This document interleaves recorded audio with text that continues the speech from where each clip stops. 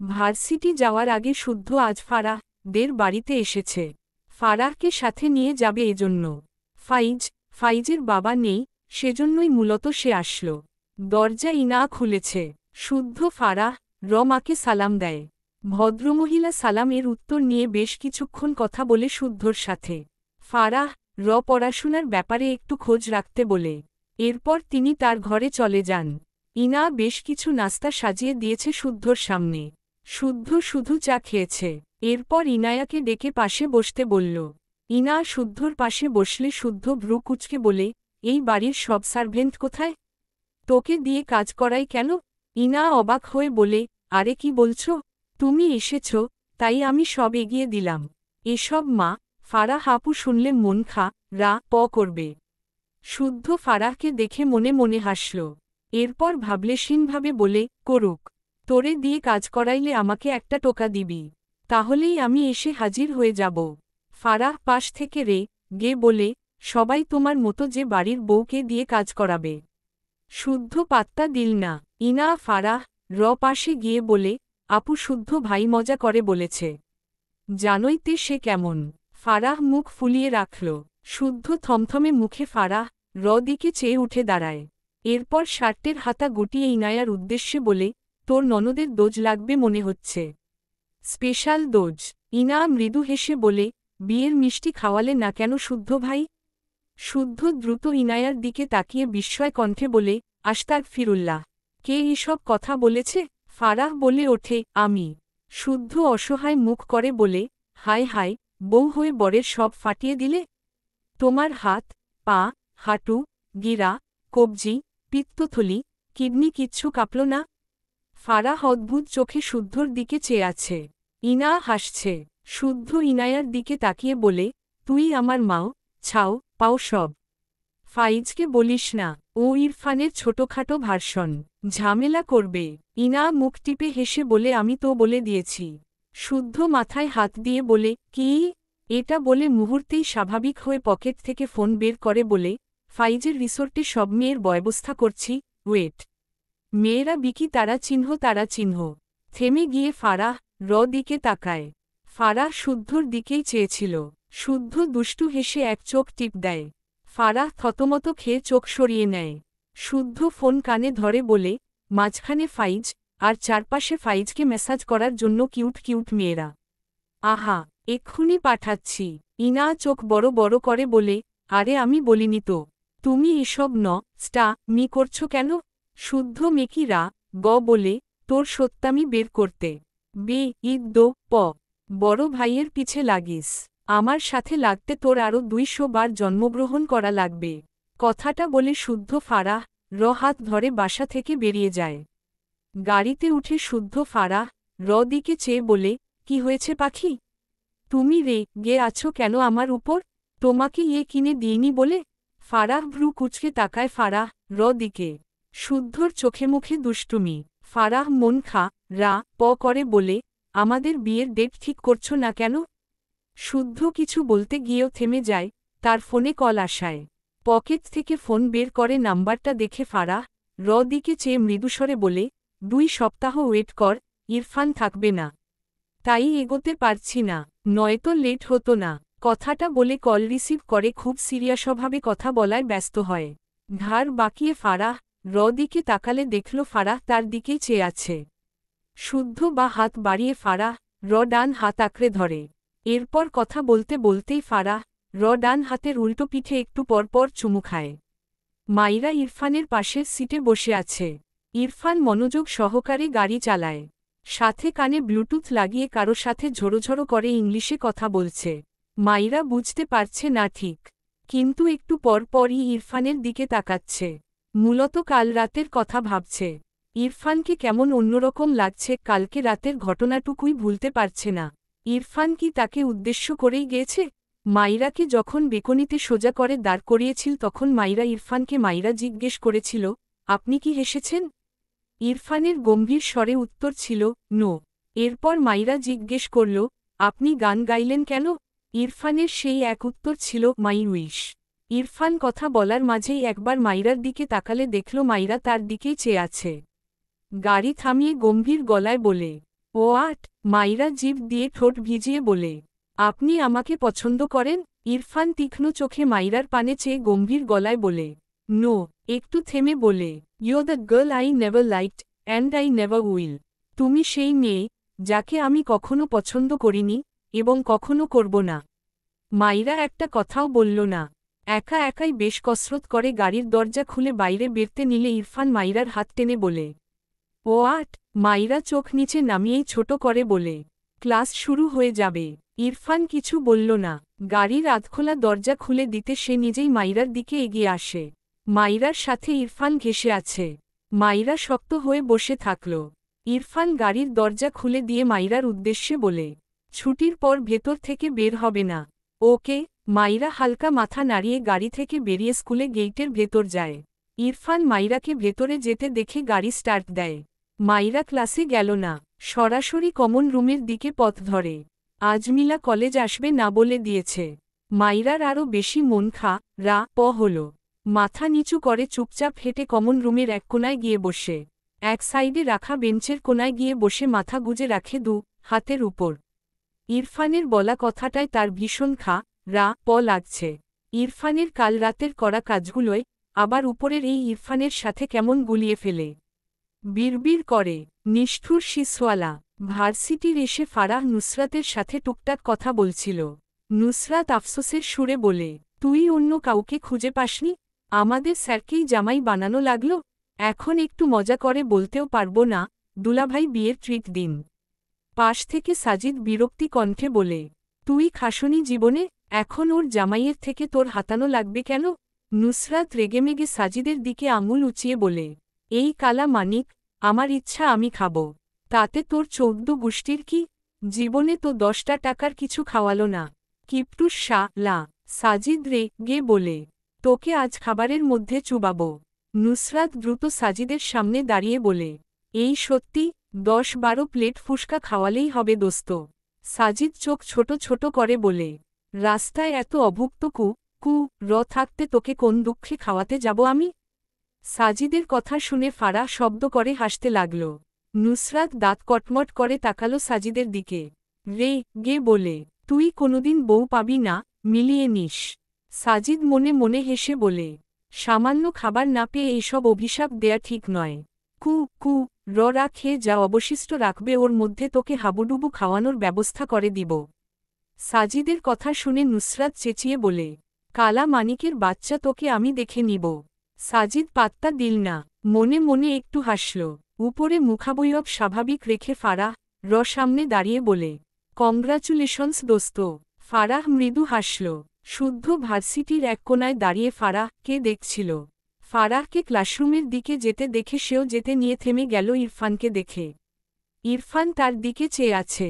শুদ্ধ নিজের শার্ট ঠিক করতে করতে চোখ ছোট ছোট করে বলে, কি অদ্ভুত, আমাকে এভাবে দেখছিস কেন?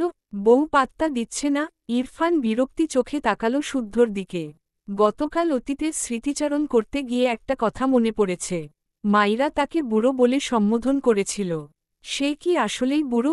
ব্যাপারটা ভাবতেই কেমন বিশ্রী অনুভূতি হল। তবুও নিজেকে দমাতে না পেরে শুদ্ধর থেকে শুনতে এসেছে তাকে কি বুড়োদের মতো লাগে কি না কোনোভাবে। শুদ্ধ ইরফানকে চুপচাপ তাকিয়ে থাকতে দেখে পকেট থেকে একটা ওয়ান টাইম মাস্ক বের করে। এরপর মাস্কটি মুখে দিতে দিতে বলে, না, মানুষের নজর আর নেয়া যাচ্ছে না। শুদ্ধ বাবু, তোকে এত কিউট হতে কে বলেছিল বলতো?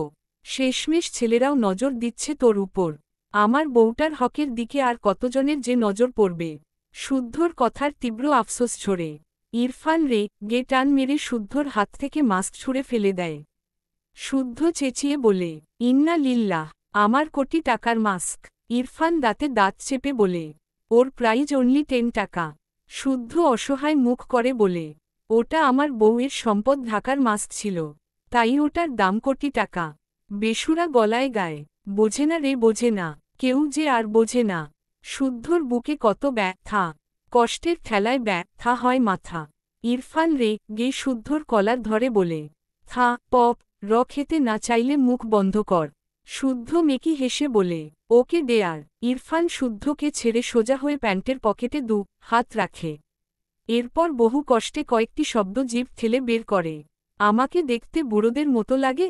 শুদ্ধ ইরফানের কথাটা শুনে অবাক হয়ে তাকায়, কিন্তু খুব দ্রুত নিজেকে সামলে হেসে বলে, ইয়া আল্লাহ, তুই এই সত্যি কথা কি করে জানলি দাদু? তোকে তো এক পারফেক্ট দাদু দাদু লাগে। দাদু রে দাদু, ও দাদু, কি কিউট দাদু, ওগো বুড়ো দাদু। ইরফান রে গে দাঁত কিরমির করে বলে, হোয়াট দ্য হেল। শুদ্ধ দ্রুত জায়গা প্রস্থান করতে দৌড় দিয়ে একটু গিয়েই থেমে যায়। ইস, এটা ভার্সিটি, এভাবে দৌড়ালে স্টুডেন্টরা কি ভাববে?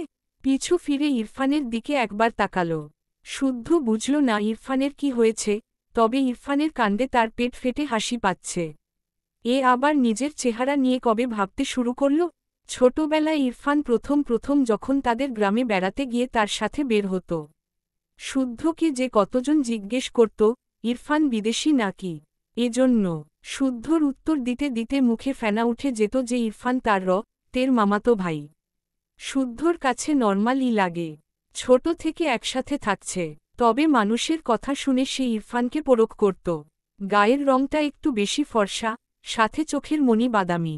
শুদ্ধর তো ছেলে হয়েও ইরফানকে দারুণ লাগে, তাহলে মেয়েদের আরও কেমন লাগবে? আর এই গর্ধব নিজের চেহারা নিয়ে পড়েছে। শুদ্ধদের গ্রামের অনেক মেয়েরা ইরফানের দিকে তাকিয়ে থাকলে ইরফান তার উপর রেগে যেত। কি জ্বালা, সে কি ওদের তাকাতে বলেছে? ইরফানের রাগের শিকার হতেও অবশ্য ভালোই লাগত, এখনও লাগে। গ্রামের এক মেয়ের সাথে একবার লাইন লাগিয়ে দিতে প্রথম ধাপ অতিক্রম করেছিল, অমনি ইরফানের হাতে পপ খেয়েছিল। ছোটবেলার কথা মনে করে শুদ্ধর মুখে প্রশান্তির হাসি ফুটে ওঠে। বেশ ভালো ছিল সেই দিনগুলো। কলেজ থেকে বাড়ি ফিরে মাইরা গোসল করে বের হল, এরপর নামাজ পড়ে নিল। ভীষণ গরম পড়েছে, ইরফান তাকে নামিয়ে দিয়েই অফিস গিয়েছে। মাইরার মনটা সকালের ইরফানের বলা ওই কথাটুকুই সে মেনে নিতে পারছে না। ইরফান তাকে ধোঁয়াশার মাঝে রাখে। সে যখনই ইরফানকে একটু একটু বুঝতে চায়, তখনই ইরফান তার চাওয়ার উপর একগাদা বিরক্তির কারণ ঢেলে দেয়। লাগে মাইরার। একটা লোক, ওই লোক তাকে পছন্দ করবে না, সেও ওই লোককে ভালোবাসবে না। কথাগুলো ভাবতে ভাবতে আয়নার সামনে দাঁড়িয়ে ভেজা চুলগুলো মুছল। পরনে একটা প্লাজো, উপরে একটা গোল পাতলা জামা। মাইরা জানে না এগুলোর নাম, তবে গরমে পড়ে বেশ আরাম পাওয়া যায়। ইরফান হয়তো এনে দিয়েছিল। ঘরের এসি দেয়া, মাইরার গরম অনুভূত হল না, তাই সে মনে মনে ভাবল আজ সে শাড়ি পরবে। ইরফানের দাদির দেয়া শাড়ি নয়, ভালো শাড়ি, একদম মার্জিতভাবে, সুন্দরভাবে। ভাবনা অনুযায়ী মাইরা কাভার্ড খুলে শাড়ি হাতাল। বেশ অনেকগুলো শাড়ি পেয়েছে, মাইরার কোনোটাই বাসায় পরায় মতো লাগছে না। হঠাৎ মনে পড়ল, তার শাশুড়ি বেশ কয়েকদিন আগে তাকে কয়েকটা সুতির শাড়ি দিয়েছিল। মাইরা ওগুলো নিচের দিকের তাকে রেখেছিল, তার মনেই নেই। সেখান থেকেই বেশ কয়েকটা শাড়ি বের করে, এর মাঝ থেকে একটা পার্পল কালারের শাড়ি চুজ করল মাইরা। এরপর আয়নার সামনে দাঁড়িয়ে সময় নিয়ে শাড়িটি গায়ে জোড়াল। একদম পারফেক্ট লাগছে, এইটা পরে মনে হচ্ছে এই শাড়ি বাসাতে পরার জন্যই। মাইরার মূলত মন এজন্য তার শাড়ি পরতে ইচ্ছে হল। নিজেকে আয়নায় দেখে সত্যি সত্যি একটু হলেও মন ফুরফুরে লাগল। নিজেকে পরিপাটি করে বেকনিতে যায়। বেকনিতে সে নয়নতারার গাছ লাগিয়েছিল, সেখানে বেশ ফুল ফুটেছে। মাইরা কয়েকটা গাছের সবগুলো ফুল বসে বসে ছিল। অনেকগুলো হয়েছে। মাইরা শাড়ির আঁচলে ফুলগুলো নিয়ে ঘরে এসে বেডের উপর রাখে সব। এরপর কিছু একটা ভেবে ঘর থেকে বেরিয়ে যায়। নিচে নেমে রুমা নেওয়াজকে দেখে জিজ্ঞেস করে, মা আপনার কাছে শুয়ে আছে? রুমা নেওয়াজ মাইরার মাথা থেকে পা পর্যন্ত দেখল। শাড়ি পরে মেয়েটাকে বেশ ভালো লাগছে, সাথে আগের চেয়ে কিছুটা বড় বড় লাগছে। ইরফান মাইরাকে ছোট ছোট বলে মানত না, এখন তার ছেলেটা অনেকটাই মেয়নে নিয়েছে ভেবে স্বস্তির নিঃশ্বাস ফেলে। তবে তার মনে হয় ইরফান এভাবে মাইরাকে দেখলে এখনও যেটুকু মানতে নারাজ, সেটুকুর ঘাটতিও পূরণ হবে। অতঃপর মাইরার উদ্দেশ্যে বলে, তোমাকে আরও কয়েকটা এরকম শাড়ি আনিয়ে দিব। এখন থেকে শাড়ি পরবে বুঝেছ? মাইরা বোকাচোখে তাকায় তার শাশুড়ির দিকে। সে চাইল শুই, আর ইনি তাকে বলছে শাড়ির কথা। রুমা নেওয়াজ কিছু না বলেই তার ঘরের দিকে চলে গেলেন। মাইরা বিরক্ত চোখে তাকিয়ে রইল। তার কাছে ইরফান আর তার শাশুড়িকে এক গোয়ালের গরু লাগে। মাইরার ইরফান আর তার শাশুড়িকে বলতে ইচ্ছে করে, হাসলে কি পাপ হবে? এই জন্য হাসেন না, বিশ্বাস করুন হাসলে পাপ হয় না। আপনারা এবার হাসতে পারেন। ভাবনার মাঝেই রুমা নেওয়াজ ঘর থেকে বেরিয়ে এসে মাইরার দিকে সুই সহ সুতো এগিয়ে দেয়। মাইরা অবাক হয়। সে ভেবেছিল দিবে না বা নেই, তাই সে চলে যেতে নিয়েছিল। আর ইনি সুইয়ের সাথে সাথে সুতো এনেছে। মাইরা খুশি হয়ে রুমা নেওয়াজের থেকে সুই সুতো নিয়ে স্বভাবসুলভ হেসে বলে, আপনাকে অনেক ধন্যবাদ মা। কথাটা বলে উল্টো ঘুরলে রুমা নেওয়াজ বলে ওঠে, দাঁড়াও। মাইরা আবারও উল্টো ঘোরার আগেই রুমা নেওয়াজ হাতের তোয়ালে দিয়ে মাইরার মাথা মুছতে মুছতে বলে, মাথা না মুছে জ্বর সর্দি বাঁধিয়ে কি প্রমাণ করতে চাও? তোমার শাশুড়ি তোমাকে দিয়ে বাড়ির সব পানির কাজ করায়? মাইরা থমথমে মুখে চুপচাপ দাঁড়িয়ে রইল। কি অদ্ভুত কথাবার্তা! সে তো এসব ভাবেইনি। রুমা নেওয়াজ মাইরার মাথা মুছে দিয়ে তার ঘরে ঘরে যেতে যেতে বলে, কাজ শেষে সুই ফেরত দিয়ে দিবে। মাইরা মাথা নেড়ে সম্মতি দিয়ে তার ঘরের দিকে যায়। তার কি রিয়েকশন দেয়া উচিত? তবে রুমা নেওয়াজের এই কাজটা তার ভালোই লাগল। আবার খোঁচা দেয়ায় বিরক্ত লাগল। এদের মা ছেলের ঘাড়ের সব রগ যে তোত্তারা এটা মাইরা বুঝে গিয়েছে। ঘরে গিয়ে মাইরা সুইয়ের মাঝে সুতো লাগায়। এরপর একটা একটা করে ফুল দিয়ে মালার মতো বানায়। এরকম প্রায় অনেকগুলো বানায় হাতের মাপে। গ্রামে থাকতে এসব কত করত। আজ অনেকদিন পর করতে পেরে বেশ ভালো লাগছে মাইরার। এসব করতে করতেই সন্ধ্যা নেমে যায়। মাইরার মোট 6টা মালার মতো বানিয়ে সুই তার শাশুড়ি মাকে দিয়ে আসে। এরপর ঘরে এসে মাগরিবের নামাজ পড়ে হাতের মাপের মালাগুলো নিয়ে হাতে তিনটে তিনটে করে পড়ল। ফুলগুলো অনেক ঘন ঘন হয়ে থাকায় দেখতে বেশ সুন্দর লাগছে। মাইরা হাত সামনে এনে মৃদু হাসে। এশার নামাজ পড়ে মাইরা বসে বসে তার ফোন স্ক্রোল করছিল। যদিও সন্ধ্যার পর পড়েছে, আপাতত ভালো লাগছে না, তাই ফোন নিয়েছে। ইরফান ঘরে এসে মাইরাকে দেখল মেয়েটা উল্টো হয়ে শুয়ে ফোনের মধ্যে যেন ঢুকে রয়েছে। সে রুমে এসেছে, তাকালোও না। ইরফান বিরক্ত হল। এগিয়ে এসে মাইরার সামনে থেকে ফোন কেড়ে নেয়। মাইরা চেঁচিয়ে ওঠে, আরে আমার ফোন! বলতে বলতে মাথা উঁচু করে ইরফানকে দেখে চুপ হয়ে যায়। দ্রুত সোজা হয়ে উঠে বসে। ইরফান তীক্ষ্ণ চোখে ফোনের দিকে চেয়ে আছে। মাইরা রিলস দেখছিল, কাচ্চি বিরিয়ানি রান্নার ভিডিও। ইরফান আর চোখে একবার মাইরার দিকে তাকাল। এরপর ফোনের আলো অফ করে তার ড্রয়ারে রেখে ড্রয়ার লক করে রাখল। মাইরা দেখল ইরফানের কাজ। বিরক্তি চোখে তাকাল ইরফানের দিকে। এই লোকটার কি তার কিছুই ভালো লাগে না? মাইরার রেগেমেগে অনেক কথা শোনাতে ইচ্ছে হল, কিন্তু সে কিছু বলল না। হোকর লোক একটা। কথাই বলবে না এই লোকের সাথে সে। সকালেও তাকে উল্টাপাল্টা বলেছে। তার মন ছিল, নিজে নিজে ভালো করল। আর এই বিরক্তিকর লোকটা তাকে একটু ভালো থাকতে দেখলে যেন গায়ে আগুন লেগে যায়। মাইরা মুখ ফুলিয়ে রাখে। ইরফান তার পরনের ব্লেজার, শার্ট খুলল। হাতঘড়ি খুলতে খুলতে মাইরার দিকে একবার তাকায়। মাইরা হাঁটুতে থুতনি ঠেকিয়ে রেখেছে। মাইরাকে দেখতে একটু অন্যরকম লাগছে। খেয়াল করল মাইরা আজকে পার্পল কালারের শাড়ি পরেছে। ইরফান গম্ভীর গলায় বলে, শাড়ি পরেছ কেন? মাইরা কিছু বলল না, মাথা নিচু করে মুখ বাঁকাল। তার ইচ্ছে হয়েছে, সে পরেছে। ইরফান মাইরাকে চুপ দেখে এগিয়ে এসে বলে, কি প্রবলেম? কথা বলছ না কেন? মাইরা এবারেও কিছু বলল না। সে পণ করেছে ইরফানের সাথে কথা বলবে না। ইরফানের বিরক্ত লাগল। মাইরাকে এখনও চুপ দেখে আবারও ধমকে বলে, স্টুপিড গার্ল। এরপর ওয়াশরুমে চলে যায়। ইরফান ওয়াশরুমে যেতেই মাইরা বেড থেকে নেমে টেবিলের উপর রাখা ইরফানের ফোন নেয়। সেও এই ফোন লুকিয়ে রাখবে ভাবল।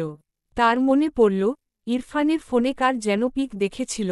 এই ভেবে ফোনের লক খুলতে চাইল বার্ডফ্লাওয়ার লিখে, কিন্তু পাসওয়ার্ড ভুল দেখায়। মাইরার এত রাগ হল, এই লোকটা সব তার ইচ্ছের বিরুদ্ধে করে। রেগেমেগে ইরফানের ফোন ছুঁড়ে ফেলল। ছুঁড়ে ফেলার সাথে সাথে হাতে নিজের মুখ চেপে বলে ওঠে, ইন্না লিল্লাহ। দৌড়ে গিয়ে ইরফানের ফোন কুড়িয়ে নিয়ে চেক করল ঠিক আছে কিনা। উপরের গ্লাস ফেটে গিয়েছে। মাইরার চোখে মুখে অসহায়ত্ব। শেষ। ইরফান তাকে কাঁচা চিবিয়ে না খায়। ফোন যেখানে ছিল সেখানেই রেখে মাইরা ভদ্র হয়ে বেডের উপর গিয়ে বসে। তখনই ইরফান ওয়াশরুম থেকে বেরিয়ে আসে। শাওয়ার নিয়েছে। মাইরা আর চোখে একবার তাকিয়ে আবারও চোখ নামিয়ে নিল। ইরফান তীক্ষ্ণ চোখে মাইরাকে দেখে। তখনই তার ফোনে কেউ কল করে। ইরফান এগিয়ে গিয়ে ফোন রিসিভ করতে গিয়েও স্ক্রিনের উপর চোখ পড়লে ভ্রু কুঁচকে যায়। মাত্র ভালো ফোন রেখে গিয়েছে, এত বড় ফাটা দাগ কিভাবে পড়ল? ঘাড় বাঁকিয়ে মাইরার দিকে তাকিয়ে গম্ভীর গলায় বলে, ফোন নিজেই নিজেকে মেরেছে নাকি? ইরফানের কথা শুনে মাইরা চোখ বড় বড় করে তাকায় ইরফানের দিকে। দ্রুত বলে ওঠে, আমি ফেলিনি আপনার ফোন। কথাটা বলে মাইরা জিভেও দেয়। দ্রুত চোখ নামিয়ে নেয়। ইরফান তীক্ষ্ণ চোখে গম্ভীর স্বরে বলে, ও আইসি। কথাটা বলে সামান্য ঠোঁট বাঁকিয়ে বিড়বিড় করে, লিটল গার্ল। এরপর কল রিসিভ করে কথা বলায় ব্যস্ত হয়। মাইরা ইরফানকে কথা বলতে দেখল। মন করে বসে রইল। একটু পর বেড থেকে নেমে বেকনিতে যায়। ইরফান মাইরাকে বেকনিতে যেতে দেখে কথা বলতে বলতে সেও বেকনিতে গিয়ে দাঁড়ায়। মাইরা পিছু ফিরে ইরফানকে দেখেই আবারও সামনে তাকাল। ইরফান আর মিনিট 2 কথা বলে ফোন রাখল। এরপর মাইরার উদ্দেশ্যে বলে, রুমে এসো। মাইরা যেন ইরফানের কথা শোনেনি। ইরফান চোখ ছোট ছোট করে তাকাল। এত শান্ত মেয়ে মাইরাকে সে টলারেট করতে পারছে না। গে বলে, স্টুপিড, কি প্রবলেম, কথা বলছো না কেন? মাইরা তবুও কথা বলল না। ইরফান মাইরাকে টেনে তার দিকে ফিরিয়ে দাঁতে দাঁত চেপে বলে, কথা বলবি নাকি খাবি? মাইরার চোখ টলমল করে ওঠে। মাথা উঁচু করে ভারী গলায় বলে, আপনি একটা লোক। আমি কথা বলবো না আপনার সাথে।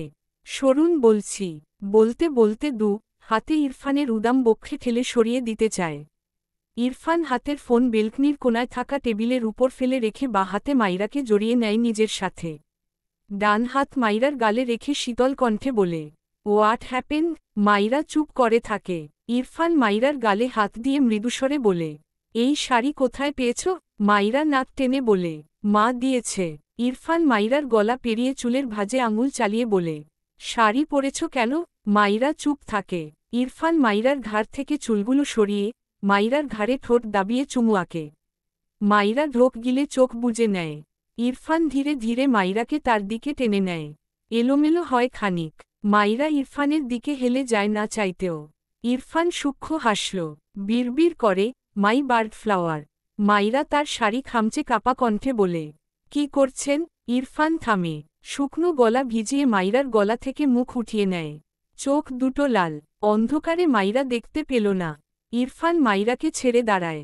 মৃদুস্বরে বলে, গ্রামে যাব, রেডি হয়ে নাও ফাস্ট। কথাটা শুনেই মাইরা যেন একটা ঘোরের মাঝ থেকে ফিরল। অবাক হয়ে বলে, সত্যি নিয়ে যাবেন? ইরফান ছোট্ট করে বলে, আজকেই ব্যাক কর। ফাস্ট রেডি হও। মাইরা এবার ইরফানের ডান হাত ধরে আবদার করে, আজকে রাতটা থাকি প্লিজ। ইরফান সাথে সাথে শব্দ করে বলে ওঠে, ইম্পসিবল। মাইরা ঝাঁকি দিয়ে ওঠে। ইরফান নিজেও থতমত খায়। ভয়েস টোন না চাইতেও কেমন দৃঢ় হয়ে গিয়েছে। কিন্তু ওই স্টুপিড বয়ের সাথে রাতে থাকা অসম্ভব। তার বউয়ের কাছে এসে ভাগ বসায়। অতঃপর মাইরার দিকে চেয়ে বলে, তোমার ভাই স্টুপিড বয়? মাইরা গে বলে, হ্যাঁ, আমরা সবাই শুধু স্টুপিড, আর আপনি হলেন আসমান থেকে নেমে আসা ফেরেস্তা। লোক একটা। আমার ওইটুকু ছোট ভাইটাকেও কথা শোনায়। ইরফান কিছু বলতে গিয়েও বলল না। মাইরাকে আগের রূপে দেখতে পেয়ে ভালো লাগছে তার। কিছু না বলেই মাইরার হাত ধরে ঘরের ভেতর নিয়ে গিয়ে বলে, ফাস্ট কর। মাইরা আর কথা না বাড়িয়ে রেডি হতে লাগল। না থাকলেও গিয়ে দেখতে তো পাবে, একটু সময় থাকতে পারবে, এটাও শান্তি। এই ভেবেই মন ফুরফুরে হয়ে গেল। ইরফান বাড়ির মেইন গেইটে দাঁড়িয়ে আছে। মাইরা জুতোর র্যাকে তার জুতা খুঁজে পায় না। ইরফান বিরক্ত হয়ে নিজেই এসে জুতোর র্যাক মেলে ধরে। পুরো র্যাক ফাঁকা দেখে ইরফান অবাক হয়। সে মাইরাকে যতগুলো জুতো কিনে দিয়েছিল, তা দিয়ে এই র্যাক পুরো ভরে গিয়েছিল। সব গেল কোথায়? সোজা হয়ে দাঁড়িয়ে মাইরার দিকে তাকালে মাইরা বলে ওঠে, আমি তো এইখানেই রেখেছিলাম। রিতা জানে হয়তো। ইরফান গলা উঁচু করে রিতাকে ডাকে। রিতা ইরফানের গলা পেয়ে এক প্রকার দৌড়ে আসে। ইরফান গম্ভীর গলায় বলে, ওর জুতো কোথায়? রিতা দ্রুত এই র্যাক থেকে কিছুটা দূরে থাকা র্যাক থেকে মাইরা জুতো বের করে এনে রাখে। এই র্যাক পরিষ্কার করেছিল সে, তাই মাইরার জুতো এখান থেকে সরিয়েছিল। ইরফান গম্ভীর গলায় বলে, বাকিগুলো কোথায়? রিতা অবাক হয়ে বলে, আর তো নাই ভাইজান। ইরফান অবাক হয়ে বলে, মাইরা জুতো জোড়া পরে সোজা হয়ে দাঁড়ায়। এরপর ইরফানের দিকে তাকিয়ে হেসে বলে, আমি এগুলো আমার পরিচিত সবাইকে দিয়ে দিয়েছি। আমার জন্য 2 জোড়া রেখেছি। বুঝেছেন? ইরফান বিস্ময় দৃষ্টিতে তাকায় মাইরার দিকে। তার মনে পড়ল, সে যখন মাইরাকে বার্ডফ্লাওয়ার দিয়েছিল তখনও মাইরা তার দেয়া বার্ডফ্লাওয়ার সবাইকে বিলিয়ে দিয়েছিল। সে ধরে নিল তখন মাইরা জানত না তার কথা। কিন্তু এখন ইরফানের চোয়াল শক্ত হয়, হাত মুষ্টিবদ্ধ করে রাগান্বিত চোখে মাইরার দিকে তাকায়। ইচ্ছে করছে একে থা পপ দিতে দিতে আজ মানুষ বানাতে। আর সহ্য করা যাচ্ছে না একে। মাইরা ইরফানকে দেখে একটু পায়। মনে হচ্ছে অনেক রেগে গিয়েছে। মাইরা জিভ দিয়ে ঠোঁট ভিজিয়ে কিছু বলতে চায়, তার আগেই ইরফান মাইরার মুখ ডান হাতে শক্ত করে চেপে রাগান্বিত স্বরে বলে, কি বললি, আবার বল। মাইরা মুখে ব্যথা পায়। ইরফানের আচরণেও অবাক হয়। আজ অনেকদিন পর যেন আগের ইরফানকে দেখতে পেল। ইরফান চিৎকার করে বলে, স্টুপিড গার্ল, কাকে দিয়েছিস এসব? Speak up. মাইরা ভীত চোখে ইরফানের দিকে চেয়ে আছে। ইরফান আবারও রেগে বলে, কেন দিয়েছিস ওগুলো? বল। আমার কোনো জিনিসের ভ্যালু নেই কেন তোর কাছে? বল। মাইরা ঢোক গিলে আবারও কাপা কাপা কণ্ঠে বলতে চায় কিছু, তার আগেই গালে শক্ত থা পপ পড়ে মাইরা হুমড়ি খেয়ে পড়ে ডান দিকে হেলে গিয়ে জুতোর র্যাকের সাথে কপাল গিয়ে ঠেকে। রিতা দৌড়ে এসে ধরার আগেই ইরফান টেনে মাইরাকে তুলে বা হাতে মাইরার গাল শক্ত হাতে ধরে দাঁতে দাঁত চেপে বলে, এত দয়ার শরীর তোর, কোথায় পেয়েছিস এত দয়া? পুরো পৃথিবীর জন্য এত মায়া, এত দয়া, সব ছুটাবো আজ। কথাটা বলে মাইরার একই গালে আগের চেয়েও জোরে আরেকটা থা পপ মেরে দেয়। এতদিন পর এত শক্ত একটা থা পপ খেয়ে মেয়েটার এমনিই মাথা ঘুরছিল, আবারও আরেকটা থা পপ খেয়ে মাইরার মনে হল গাল ছিঁড়ে গেল, কান ফেটে গেল। মাইরা আবারও হুমড়ি খেয়ে পড়ে যায়, জুতোর র্যাকের সাথে আগের চেয়েও জোরে ধাক্কা খায়। ডান পাশের কপালের কোণে বেশ জোরে লেগেছে। মাইরার মাথা ঝিমঝিম করে ওঠে। চারপাশ কেমন অন্ধকার লাগে। রুমা নেওয়াজ ইরফানের চিৎকারে ঘর থেকে বেরিয়ে এসেছিলেন। ইরফানকে এভাবে মাইরাকে মারতে দেখে দ্রুত পায়ে এগিয়ে আসেন। ইরফান মাইরার দিকে আবারও এগোনোর আগেই রুমা নেওয়াজ হাতে ইরফানকে ঠেলে শব্দ করে বলে ওঠে, ইরফান থেমে যাও। ইরফান এখনও জ্বলন্ত চোখে মাইরার দিকে চেয়ে আছে। তারেক নেওয়াজ বাইরে বেরিয়েছিলেন। ভেতরে প্রবেশ করে ভেতরের অবস্থা দেখে তার চোখে মুখে বিস্ময় ভর করে। ইরফানকে পাশ কাটিয়ে ভেতরে প্রবেশ করে। মাইরার পাশে রিতা বসে মাইরাকে আগলে নিয়েছে। তারেক নেওয়াজ মাইরার পানে চেয়ে রইল মায়া ভরা চোখে। মেয়েটি মাথা নিচু করে আছে। চোখ থেকে টপটপ করে পানি পড়ছে, যেন বৃষ্টি ঝরছে। তারেক নেওয়াজ ইরফানের দিকে তাকাল। ইরফান এখনও মাইরার দিকে ভস্ম করে দেয়া চোখে চেয়ে আছে। তারেক নেওয়াজের রাগ হয়, প্রচণ্ড রাগ। আর নিতে পারছেন না। ইরফানের সামনে গিয়ে দাঁড়াল তারেক নেওয়াজ। রাগান্বিত স্বরে বলে, আমার মেয়ের গায়ে হাত তুলেছ কেন? ইরফান কোনো উত্তর করল না। তার দৃষ্টি মাইরার পানে, চোখে মুখে এখনও রাগ ঝরছে। তারেক নেওয়াজের পছন্দ হল না ইরফানের এই স্বভাব। ভীষণ চটল আজ তার ছেলের উপর। হঠাৎই ইরফানকে থা পপ মারার জন্য হাত উঠায়। তখনই ভেতর থেকে ত্রিনা বেগম বেরিয়ে এসে তার ভাই তারেক নেওয়াজের হাত আটকে ধরে বিস্ময় কণ্ঠে বলে, কি করছো ভাই? এভাবে মারছ কেন ইরফানকে? তারেক নেওয়াজ তার বোনের হাত ছাড়া দিয়ে ছাড়িয়ে নিলেন। ইরফানের দিকে চেয়ে অসহায় কণ্ঠে বলে, আমি তোমাকে মানুষ করতে পারলাম না ইরফান। কথাটা বলে দুর্বল পায়ে এগিয়ে গিয়ে সোফায় বসলেন। তার শরীর লাগছে। তিনি ভেবেছিলেন ইরফান মাইরাকে মেনে নিয়েছে। এতদিন পর এসে এই সিনারি দেখে সে আর নিতে পারছে না। ত্রিনা বেগম বিস্ময় চোখে ইরফানকে দেখল, সাথে মাইরাকে মেঝেতে বসে ওভাবে নীরবে চোখের পানি ছেড়ে দিতে দেখে অবাক হল। ইরফানের দৃষ্টি মাইরার পানে। কমেছে কি না। র্যাকে একটা জোরেসোরে লাথি বসিয়ে হনহন করে বাইরে চলে যায়। মাইরা জুতোর র্যাকের পাশেই হাত রেখেছিলে। ইরফান লাথি দেয়ায় হাতের কয়েকটা আঙুল চাপায় পড়ে। মাইরার মনে হল জান বের হয়ে যাবে। তবুও মেয়েটি একটা শব্দও বের করল না। ধীরে ধীরে আহত হাতটি বের করে আনে। ত্রিনা বেগম দ্রুত এগিয়ে গিয়ে মাইরার সামনে বসে মাইরাকে আগলে নিল। মাইরা যেন একটা মায়ের কোল পেল এতক্ষণে। ত্রিনা বেগমকে জড়িয়ে ফুপিয়ে উঠল। রুমা নেওয়াজ দীর্ঘশ্বাস ফেলে স্বামীর পাশে গিয়ে দাঁড়ায়। ত্রিনা বেগম মাইরার গালে নজর করলে দেখল, আঙুলের ছাপগুলো যেন মাইরার ফর্সা গালে জ্বলজ্বল করছে। ত্রিনা বেগম মাইরার মুখ মুছে দিলেন আলতো করে। মৃদুস্বরে বলে, কান্না থামামা। মাইরা হাতে ত্রিনা বেগমকে জড়িয়ে রাখল। কান্না থামে না মেয়েটার। ত্রিনা বেগম ধরে নিয়ে গিয়ে তারেক নেওয়াজের পাশে মাইরাকে বসিয়ে দেয়। মাথার এলোমেলো হিজাব খুলে দেয় নিজ হাতে। মাইরার দিকে পানি এগিয়ে দেয়। মাইরা একটু পানি খেয়ে মাথা নিচু করে থাকে। ত্রিনা বেগম মাইরার পাশে বসে মাইরাকে জড়িয়ে নিল তার সাথে। মাইরা ত্রিনা বেগমের কাঁধে মাথা রেখে চোখ বুজে নেয়। বন্ধ চোখের পাতা দিয়ে অশ্রু গড়ায়। তারেক নেওয়াজে অসহায় চোখে মাইরার মলিন মুখটার দিকে চেয়ে রইল। হাত বাড়িয়ে মাইরার মাথায় হাত বুলিয়ে তুই সম্বোধন করে বলে, আমায় ক্ষমা করিস মা, আমার ছেলের সাথে বিয়ে দিয়ে আমি তোর নিজের বাবা হতে চেয়েছিলাম, কিন্তু তা তো হতে পারলাম না।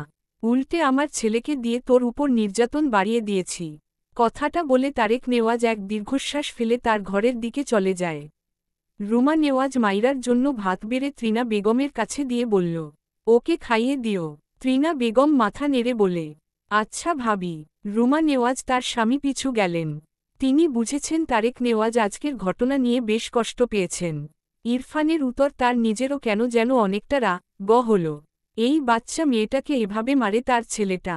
কিন্তু তিনি কি করবেন? ইরফান কি কখনো শুধরাবে না? আজকেই ভেবেছিল ইরফান মাইরাকে মেনে নিয়েছেই, অথচ আবারও সেই আগের সিন। রুমা নেওয়াজের ভেতর থেকে একটা হতাশার শ্বাস বেরিয়ে আসে। ত্রিনা বেগম হাত ধুইয়ে এসে ভাত মাখিয়ে মাইরার সামনে ধরলে মাইরা মুখ ফিরিয়ে ভাঙা গলায় বলে, খাবো না আম্মাজান, আমি ঘুমাবো। ত্রিনা বেগম মাইরার মাথায় বা হাত রেখে বলে, বাচ্চামি করিস না মা, খেয়ে ঘুমাবি। রাতে না খেয়ে থাকলে সকালে শরীর তুলতে পারবি না। মাইরা মলিন গলায় বলে, এসবের আমার অভ্যেস আছে আম্মাজান, কিছু হয় না। ত্রিনা বেগম মায়া ভরা চোখে মাইরার দিকে তাকিয়ে রইল। মেয়েটা কত ভারী কথা বলে দেয়। ত্রিনা বেগম বুঝলেন মাইরা প্রায়ই রাতে না খেয়ে ঘুমাত। তিনি জোর করেই মাইরাকে কয়েকবার খাইয়ে দেন। এরপর মাইরাকে তার ঘরে নিয়ে যায়। মাইরা আজ আর কিচ্ছু বলল না। গায়ের বোরখা খুলে রেখে চুপ করে বেডের এক কোনায় গিয়ে শুয়ে পড়ে। ত্রিনা বেগম মাইরাকে দেখলেন। ইরফান কেন এভাবে মারে মেয়েটাকে? মাইরার অনেক কাজ বিরক্তিকর হতে পারে, সে নিজেও মাইরার কিছু কাজে বিরক্ত হয়। কিন্তু এই ফুলের মতো মেয়েটাকে দেখলে কি যে মায়া হয়। তাকে কিভাবে ইরফান মারে?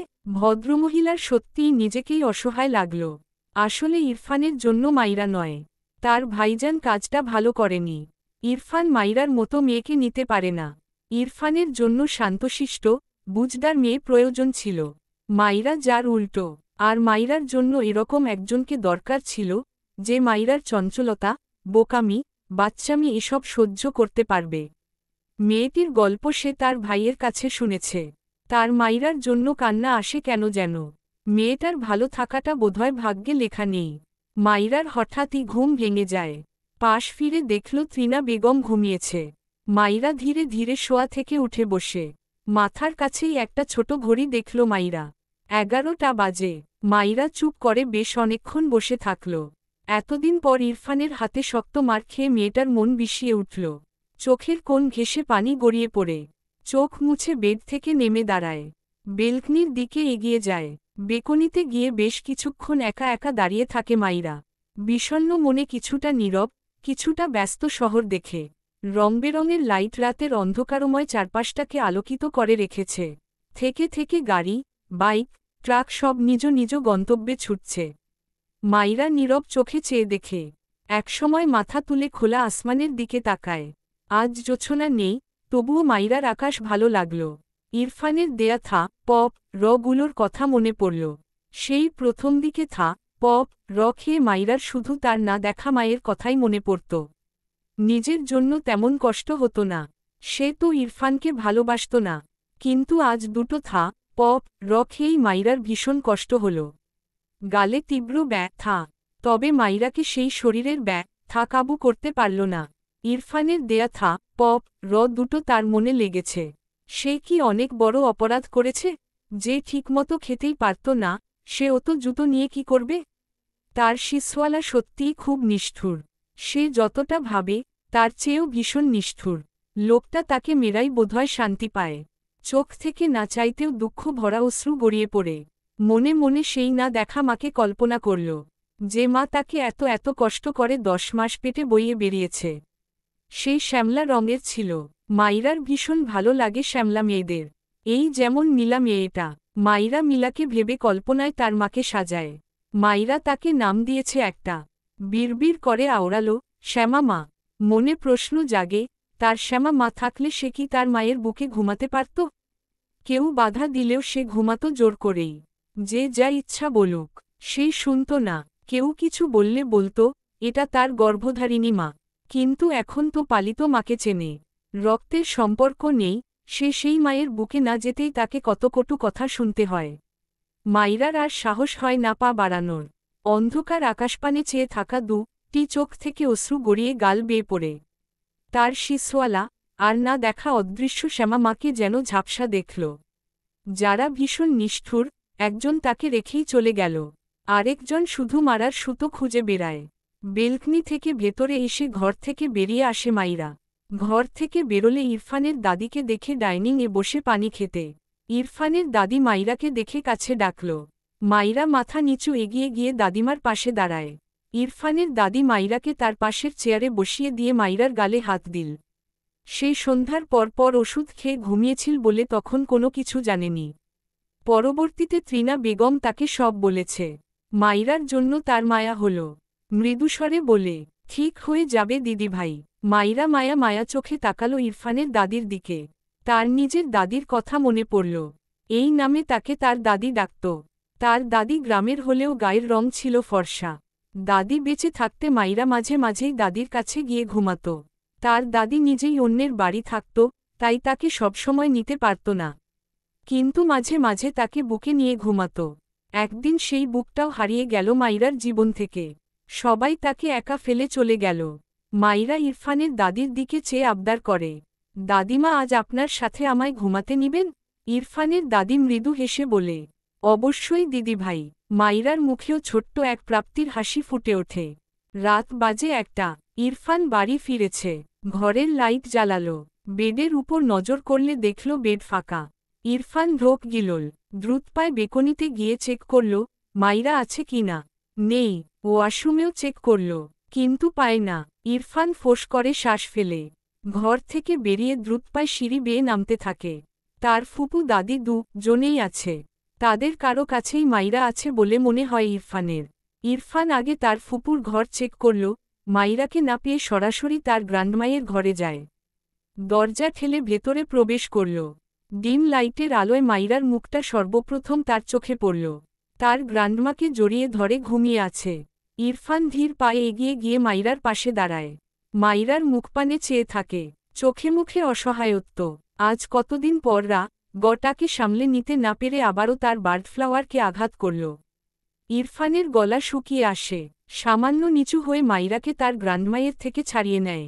মাইরাকে কোলে নিতে গেলেই ইরফানের দাদি মাইরাকে নিজের সাথে শক্ত করে ধরে বলে, কেন এসেছ এখানে? ইরফান ভ্রু কুঁচকে গম্ভীর গলায় বলে, ওকে দাও। ইরফানের দাদি মাইরার মাথায় হাত বুলিয়ে রেগে বলল, ওকে ভুলে যাও। ওকে আর পাবে না তুমি। আমি তোমাদের মাঝে সব ঠিক করতে আসলাম। দেখে যা একটু ঠিক লাগলো, সব শেষ এখন। ওকে আমি আমার সাথে কানাডা নিয়ে গিয়ে কানাডিয়ান এক ছেলের সাথে। ইরফান তার গ্র্যান্ডমায়ের কথা বলার মাঝেই শক্ত গলায় শব্দ করে বলে ওঠে, গ্র্যান্ডমা। এত শব্দ করে কথা বলায় মাইরা ঘুমের মধ্যেই নড়েচড়ে ওঠে। ইরফানের দাদি চোখ বুজলেন। তিনি রেগে আছেন ইরফানের উপর। এই মেয়েটাকে মেরে গালটার কি অবস্থা করে দিয়েছে। চোখ বুজে রেখেই বলে, ইরফান দাদুভাই তুমি এখান থেকে যাও। তুমি কি দেখেছ ওর গালের অবস্থা? তোমার মাঝে দয়া মা নেই। ও আমার সাথেই থাকুক। তুমি যাও। ইরফান মাইরার দিকে তাকালো। জিভ দিয়ে ঠোঁট ভিজিয়ে মাথা নিচু করে মাইরার গালে দুটো চুমু খায়। ইরফানের দাদি চোখ ছোট ছোট করে বলে, আমাকে তোমার চোখে পড়ছে না? ইরফান গম্ভীর গলায় বলে, ওকে দিচ্ছ না তো কি করব? ওকে এখানেই আদর করছি, তুমি চাইলে দেখ। ইরফানের দাদি চোখমুখ কুঁচকে তাকিয়ে বলে, তুমি যাবে এখান থেকে?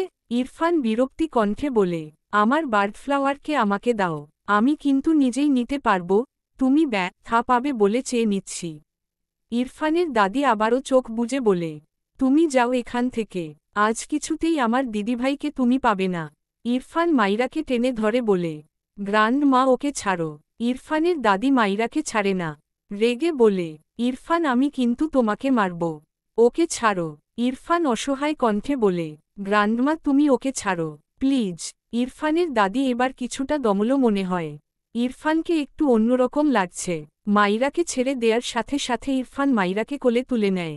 1 সেকেন্ডও সময় নষ্ট না করে বড় বড় পা ফেলে ঘর থেকে বেরিয়ে যায়। ইরফানের দাদি অবাক হয় ইরফানের কাণ্ডে। এমন ধূপধাপ মেরে দেয়, আবার এই মেয়ে ছাড়াও চলে না। একে কিভাবে সিধে করা যায়? ইরফান মাইরাকে তার বেডে শুইয়ে দিল। এরপর বাইরে গিয়ে ফ্রিজ থেকে বরফ নিয়ে আসে। মাইরার পাশে বসে হাতে খুব মনোযোগ দিয়ে মাইরার গালে বরফ দিয়ে দেয় আলতো হাতে। মাইরার চোখে মুখে বিরক্তি, গালে ঠান্ডা অনুভূতি হওয়ায় মেয়েটা চরম বিরক্তিতে এপাশ থেকে ওপাশ ফিরে শুয়ে পড়ে। ইরফান মাইরার দিকে হেলে গিয়ে মাইরাকে তার দিকে ফেরায়। মুখ নামিয়ে মাইরার ভেজা গালে চুমু আঁকে। হাতের অর্ধেক বরফ ছুঁড়ে ফেলে হাত থেকে। এরপর আবারও আহত গালে বেশ কয়েকটা চুমু আঁকে। এরপর ইরফান বেড থেকে নেমে গিয়ে ওয়াশরুমে গিয়ে শাওয়ার নিয়ে বেরিয়ে আসে। ঘড়িতে একবার সময় দেখে 1:25। এগিয়ে গিয়ে তার লাগেজ গোছায়। বেশ সময় নিয়ে তার কাজ শেষ করে। এরপর সে নিজে ফর্মাল শার্ট প্যান্ট পরে নেয়। সাদা শার্ট, উপরে কালো কোট, কালো প্যান্ট।